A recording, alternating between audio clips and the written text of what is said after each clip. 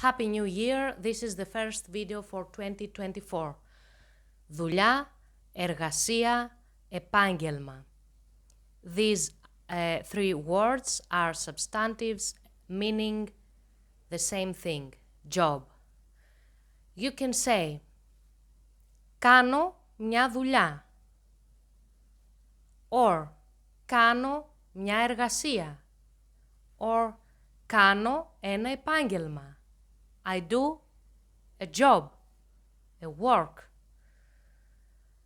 But what are the slight differences between them? Let's see the first word. Δουλειά. Δουλειά emanates from the verb δουλεύω.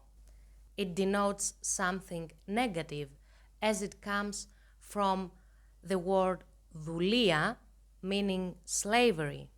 The substantive δούλος is the slave. So δουλειά is the hard work. Then we have the word εργασία from the verb εργάζομαι.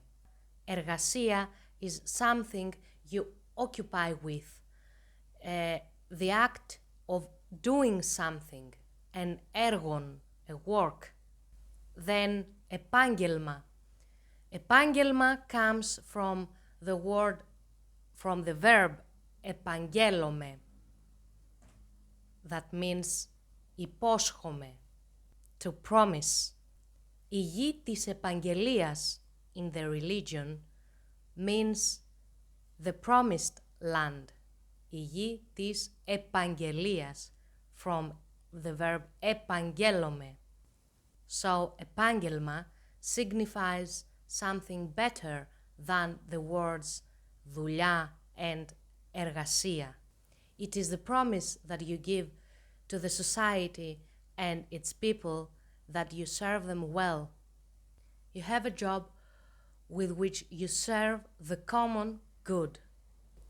So, if you are a beginner in the Greek language, you can consult my Greek language course for beginners that you can find in my bio, and also my Greek-English dictionary.